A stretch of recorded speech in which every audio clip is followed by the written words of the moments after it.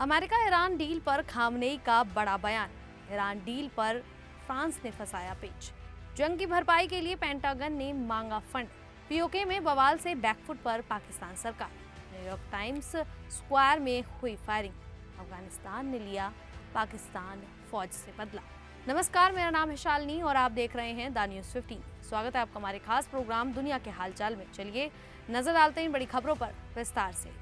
America और Iran के बीच तनाव कम करने के लिए हुए एमओयू पर हस्ताक्षर के बाद ईरान के सर्वोच्च नेता मुस्तफा खामनेई ने अमेरिकी राष्ट्रपति डोनाल्ड ट्रंप पर सीधा निशाना साधा है। उन्होंने दावा किया है कि अमेरिका इस समझौते को लेकर काफी ज्यादा उत्सुक था और इसे हासिल करने के लिए हर संभव कोशिश कर रहा था। मुस्तफा खामनेई ने कहा कि शुरुआत में उन्हें इस समझौते पर संदेह था और उन्होंने इसका विरोध भी किया था, लेकिन बाद में राष्ट्रपति मसूद पेजिशकियन और राष्ट्रीय सुरक्षा परिषद के अधिकारियों ने भरोसा दिलाया कि ईरान और उसके सहयोगियों के हित सुरक्षित रहेंगे। इसके बाद उन्होंने समझौते को मंजूरी दे दी। वहीं राष्ट्रपति ट्रंप ने कहा कि अमेरिका शांति के लिए प्रतिबद्ध है और मध्य पूर्व में स्थायी युद्ध विराम चाहता है। उन्होंने ये भी कहा कि ईरान को 300 अरब डॉलर देने की खबरें पूरी तरह गलत हैं। इस बीच ट्रंप के दूत स्टीव विटकॉफ ने अमेरिकी सांसदों को बताया कि ईरान अपनी परमाणु गतिविधियों की जांच के लिए अंतर्राष्ट्रीय परमाणु ऊर्जा एजेंसी को आमंत्रित करेगा।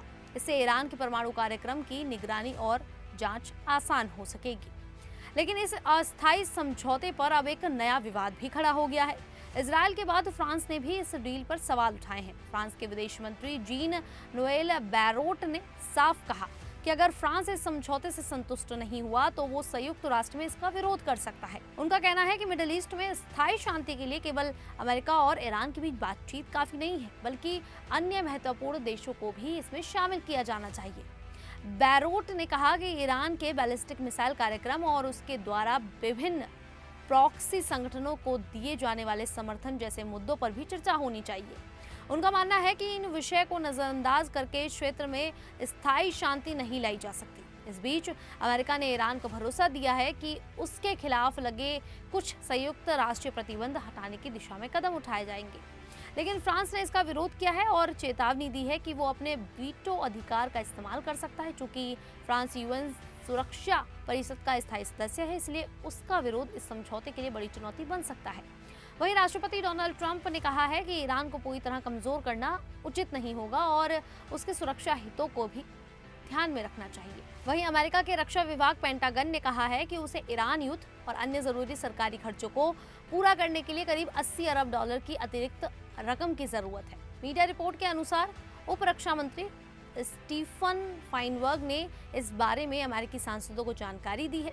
बताया जा रहा है कि व्हाइट हाउस जल्द ही कांग्रेस के सामने एक नया बजट प्रस्ताव पेश कर सकता है। इसमें सिर्फ रक्षा खर्च ही नहीं बल्कि कृषि सहायता, आपदा राहत और अन्य सरकारी जरूरतों के लिए भी अतिरिक्त फंड मांगा जाएगा। ईरान के खिलाफ सैन्य अभियान शुरू होने के बाद अमेरिका का खर्च लगातार बढ़ रहा है। अप्रैल में पेंटागन ने बताया था कि युद्ध पर अब तक करीब 25 अरब डॉलर खर्च हो चुके हैं। हालांकि कुल खर्च कितना होगा इसका अभी तक कोई स्पष्ट अनुमान नहीं है। राष्ट्रपति डोनाल्ड ट्रंप ने 28 फरवरी को इजरायल के साथ मिलकर ईरान के खिलाफ अभियान शुरू किया था। शुरुआत में प्रशासन ने 200 अरब डॉलर की अतिरिक्त फंडिंग मांगी थी, लेकिन कई सांसदों ने इसका विरोध किया। बढ़ती महंगाई और युद्ध खर्च को लेकर अमेरिकी जनता की चिंता भी बढ़ती जा रही है। दूसरी तरफ आपको बताएं कि पीओके में जारी बड़े विरोध प्रदर्शन के बीच पाकिस्तान सरकार अब बैकफुट पर नजर आ रही है। लंबे समय से चल रहे आंदोलन और लोगों के बढ़ते गुस्से को देखते हुए सरकार ने प्रदर्शनकारियों से बातचीत करने का फैसला किया है। नेशनल असेंबली में बोलते हुए पाकिस्तानी पीपल्स पार्टी के नेता बिलावल भुट्टो ने कहा कि आंदोलनकारियों की करीब 80% मांगे मान ली गई हैं और बाकी मुद्दों को भी बातचीत के जरिए सुलझाया जाएगा। वहीं पूर्व प्रधानमंत्री नवाज शरीफ ने भी लोगों से शांति बनाए रखने और बातचीत का रास्ता अपनाने की अपील की है। कुछ दिन पहले पाकिस्तान सरकार ने पीपल्स एक्शन कमेटी के कई नेताओं को आतंकवादी घोषित किया था और उनके खिलाफ इनाम की घोषणा भी की थी। इसके बावजूद आंदोलन और तेज हो गया। रावलकोट से लेकर मुजफ्फराबाद तक बाजार और दुकानें बंद हैं तथा लाखों लोग सड़कों पर उतरकर विरोध कर रहे हैं। रिपोर्टों के अनुसार हिंसा में अब तक 24 लोगों और 4 पुलिसकर्मियों की मौत हो चुकी है। हालात को नियंत्रित करने के लिए सेना तैनात की गई है और इंटरनेट सेवाओं पर भी रोक लगा दी गई है। अमेरिका के न्यूयॉर्क शहर के प्रसिद्ध टाइम्स स्क्वायर में गुरुवार को गोलीबारी की घटना से अफरा तफरी मच गई। इस घटना में एक व्यक्ति घायल हो गया। उस समय बड़ी संख्या में लोग NBA टीम न्यूयॉर्क निक्स की चैंपियनशिप जीत का जश्न मनाने के लिए वहां मौजूद थे। वहां पर मौजूद लोगों के अनुसार गोली चलने की आवाज सुनते ही लोग अपनी जान बचाने के लिए इधर उधर भागने लगे। मौके पर मौजूद पुलिस ने तुरंत कार्रवाई करते हुए संदिग्ध हमलावर का पीछा किया और उसे गिरफ्तार कर लिया। घायल व्यक्ति को अस्पताल पहुंचाया गया, हालांकि उसकी स्थिति के बारे में कोई आधिकारिक जानकारी नहीं दी गई। सोशल मीडिया पर सामने आए वीडियो में देखा जा सकता है कि भीड़ के बीच अचानक गोलीबारी शुरू हो जाती है, जिससे वहां मौजूद लोगों में दहशत फैल जाती है। पुलिस के अनुसार ये घटना दोपहर करीब 3:45 साढ़े 3 बजे हुई, जब न्यूयॉर्क निक्स की जीत की खुशी में विक्ट्री परेड निकाली जा रही थी। न्यूयॉर्क निक्स ने 53 साल बाद NBA खिताब जीता है, इसीलिए जश्न में भारी भीड़ उमड़ी थी। सुरक्षा के लिए करीब 10,000 पुलिसकर्मी तैनात किए गए थे। इसके बावजूद ये घटना हो गई, जिससे सुरक्षा व्यवस्था पर भी सवाल उठ रहे हैं। वहीं अफगानिस्तान और पाकिस्तान के बीच एक बार फिर तनाव बढ़ गया है। अफगानिस्तान के रक्षा मंत्रालय ने दावा किया है कि उसने पाकिस्तान के अंदर कुछ ठिकानों पर ड्रोन हमले किए हैं। मंत्रालय के अनुसार इन ठिकानों से अफगानिस्तान के खिलाफ हमलों की योजना बनाई जा रही थी। तालिबान सरकार का कहना है कि ये कार्रवाई हाल ही में हुए पाकिस्तानी हवाई हमलों के जवाब में की गई है।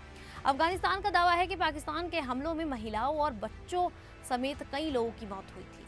इसके बाद अफगान ड्रोन ने खैबर पख्तूनख्वा और बलूचिस्तान में कथित आतंकवादी ठिकानों को निशाना बनाया। तालिबान का कहना है कि उसने ISI, खुरासान और अन्य विरोधी समूहों के ठिकानों पर हमला किया है। चूंकि अफगानिस्तान के पास मजबूत वायुसेना नहीं है, इसीलिए वो ड्रोन और गुरिल्ला रणनीति का इस्तेमाल करता है। दूसरी ओर पाकिस्तान का कहना है कि उसकी कार्रवाई सीमा पार सक्रिय आतंकवादी संगठनों के खिलाफ होती है। दोनों देशों के बीच सीमा और सुरक्षा को लेकर लंबे समय से तनाव बना हुआ है। खैर, अब इस पूरे मामले को लेकर आप लोगों की क्या राय है, आप हमें कमेंट करके जरूर बताएं। अभी के लिए इतना ही, फिर हाजिर होंगे ऐसी ही देश और दुनिया से जुड़ी बड़ी खबरों के साथ। तब तक के लिए देखते रहिए द न्यूज़ 15।